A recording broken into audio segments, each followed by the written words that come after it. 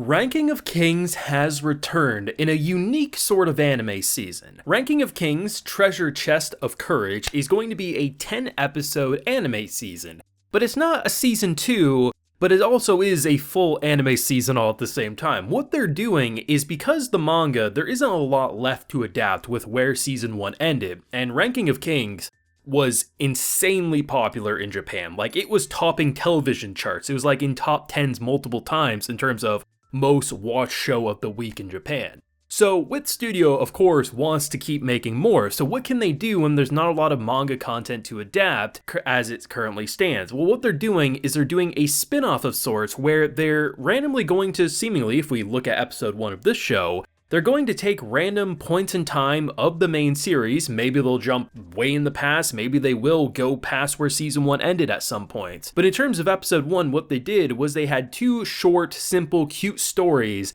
of Boji and Kage as well as Despa in the middle of the main show. So what they're doing is it's random side stories within the main show. So what they did in episode 1 here was, the first of which was Kage was sent on a little adventure, ultimately to find some weird concoction that ultimately would help Despa not age. And in return, we get a wild adventure with old grandma who ends up riding a giant beast. It's an insanely fun, cute adventure, with the second half going about making them money, and in return you get this very sweet story and life lesson for a poor girl and her sick mother. So by randomly picking points in time, because we have such a wide cast of characters to work with, we can go prior to Boji being born, we can be set after the main show, we can take any of these characters and have short stories, 1 or 2 per episode, and show a treasure chest of courage of all these little stories that weren't told, but you could have easily seen been a part of the main season when it initially was airing, and I'm here for it. It's not what I expected,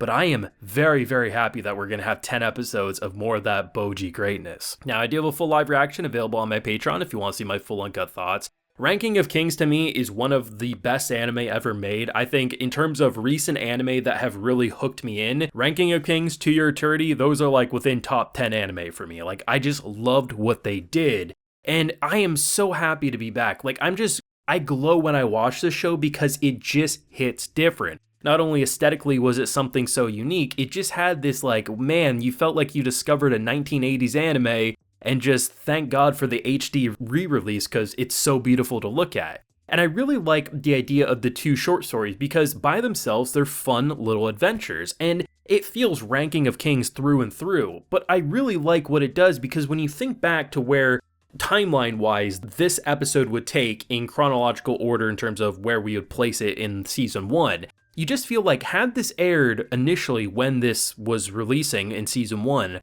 I wouldn't bat an eye. I wouldn't say, oh, this is pointless filler, there's no reason to see this.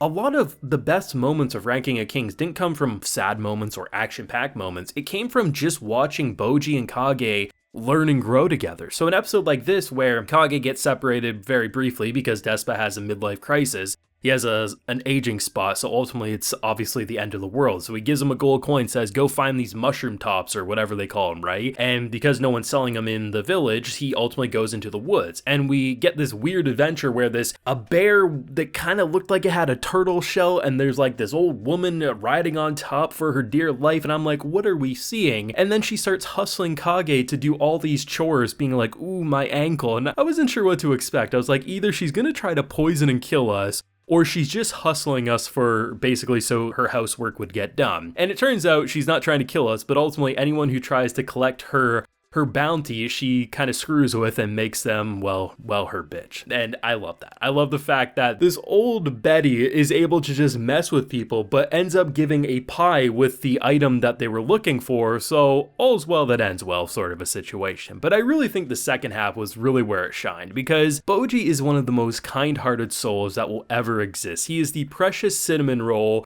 that the anime community has collectively adopted as their son, because Boji is a precious bundle of energy, and Despa does care and does have kind actions, but is a greedy mofo, to put it nicely. Has so much money, but it's not enough. So in return, he's like, hey, I'll teach him a lesson about financing, but also I'll just get a big bundle of cash. We end up trying so many different jobs. Obviously can't be a waiter because he can't hear the orders. He can't lift up a potted plant, so he can't make deliveries. It's just, he's trying his best. And I love the fact that we end in this situation where, hey, pay us a copper coin or whatever and try to hit him. If you hit him, we'll give you a bunch of gold. Are you sure? And obviously Boji being the fast as hell boy he is, no one can hit him. When the little girl came in, I wasn't sure if she was gonna swindle us or if she was actually poor and it was gonna break our heart, because honestly, given the circumstance, it wouldn't be weird to have a girl come in and basically pretend to be poor, make everyone sympathetic, and have to give the money to it. What turned out to happen is no, she really just wanted to make her mom's life better. She had money for medicine, wasted it at carnival booth, all things considered. Boji wants to give the money to her. Kage says she won't learn anything, but can you really just let her die there? Like, she's living in the slums.